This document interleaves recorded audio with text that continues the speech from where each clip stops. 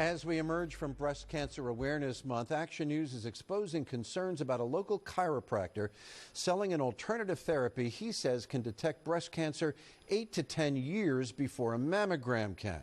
Sound too good to be true? A local patient says it almost cost her her life. And Wendy Saltzman, Action News investigative reporter who is also a breast cancer survivor.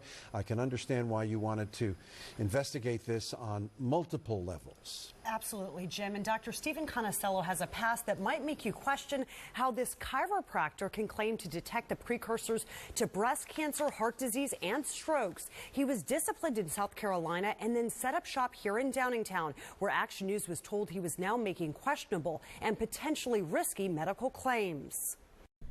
It was the moment that changed Kathy Newell's life. In 2016, an emergency surgery revealed she had cancer in her appendix. I didn't have any symptoms prior. And that scare left her wondering if she had cancer anywhere else. The doctor said, well, this surgery saved your life. So the Chester County resident turned to this man. Well, welcome to the Agape Institute. I'm Dr. Stephen Conicello. And what she says was his promise about a state-of-the-art test called thermal imaging. He told me about how it can detect cancer in your body before you have any symptoms.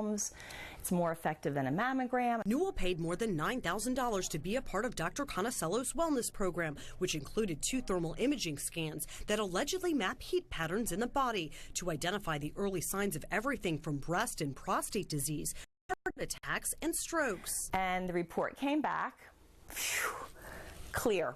No cancer in my body. So for the first time in 15 years, she says she skipped her annual mammogram. He said thermal imaging is more effective. But Newell wasn't cancer-free. Here I am. Newell was ultimately diagnosed with stage 2 breast cancer that the thermal image did not detect. I absolutely think it could have cost me my life. I do believe the claims are misleading. The FDA believes the claims are misleading. The FDA has approved thermography for use with other tests for evaluating known cancers. But both the FDA and the American Cancer Society say it has not been proven effective as an independent screening tool. I do believe that that's dangerous. That can impact a woman's life. In some of your literature, you've said thermal imaging can detect the precursors to breast cancer 8 to 10 years before a mammogram. We questioned Dr. Conicello after this thermal imaging seminar. I'm not aware that I don't know, it may be. His brochures warn about the potential risks of mammograms, including radiation. In a statement, Dr. Conicello says thermography,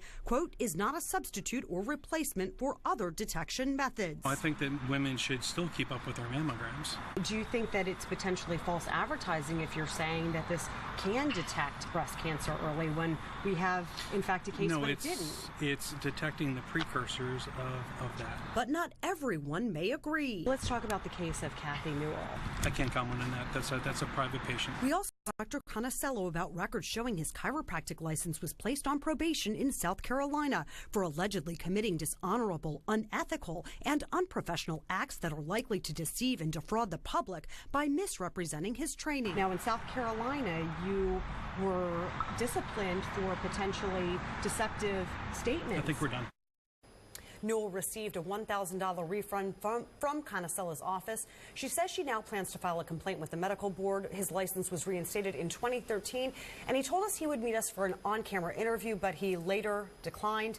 He did provide us a full written statement, which is now on our website at 6abc.com. Is it reasonable for me to wonder how his training in becoming a chiropractor prepares him for these kind of oncologic exams? I agree with that to some extent, that there is a question. He considers himself a holistic doctor with a pastoral medical degree. Okay. All right. Wendy, thank you.